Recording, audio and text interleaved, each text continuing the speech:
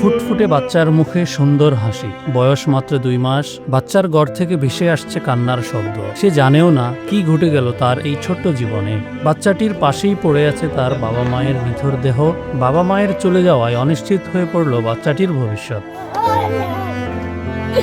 অন্যদিকে ছেলেকে হারিয়ে পাগলের মতো আহাজারি করছেন মা। বাগেরহাটের শরণখোলায় ঘটে গেল এক হৃদয় বিদারক ঘটনা। নিজ গড় থেকে এক দম্পতির মরদেহ উদ্ধার করেছে পুলিশ। ঘটনার সময় 2 মাসের শিশু সন্তানটিও ঘরেই ছিল। বাবা মায়ের মরদেহের পাশেই শিশুটিকে কান্নারত অবস্থায় দেখতে পান স্বজন ও প্রতিবেশীরা। মর্মান্তিক এই ঘটনায় এলাকা জুড়ে শোকের ছায়া নেমে এসেছে। 72 ঘন্টা ময়েশ্চার সমৃদ্ধ লিলি বডি ওয়াশ, শিয়া বাটারের গুডনেস স্কিন রিপেয়ার করে রাখে সফট ও গ্লোয়িং। 16 জুলাই বৃহস্পতিবার উপজেলার রাজৈর গ্রামের আব্দুল মজিদ হাওলাদারের বাড়ি থেকে কবির হাওলাদার ও তার স্ত্রী হালিমা বেগমের মরদেহ উদ্ধার করা হয়। পরে মরদেহ দুটি ময়নাতদন্তের জন্য বাগেরহাট জেলা হাসপাতালের মর্গে পাঠানো হয়েছে। নিহত দম্পতির 7 বছর বয়সী সন্তান বলেন, এরা ঘুমতে ওঠে না। আবার আমি এরপর ওই ঘরে রাখা আইছে, হেরা আইছে, এরপর বুদ্ধিরে বুলান দেশে এবার গেদুরে আইনা হেফের ওই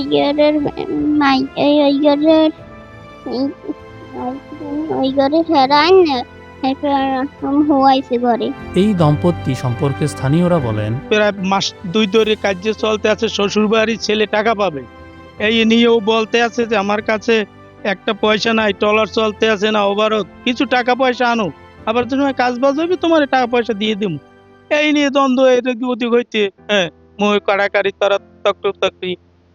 এরপরে এই মাঝখানে পুতের বউ এবং শাশুড়ি একটু ঝগড়াঝাটি হয়েছে। কিন্তু এখন পর্যন্ত কিছু বলা যাচ্ছে না যে কি কোথায় কি, এটা তদন্ত সাপেক্ষে বলা যাইবে যে কি হয়েছে। কিন্তু এখন দেখা যাচ্ছে যে দুজন ঘরের ভিতরে পাশাপাশি অবস্থায় শুইয়া আছে।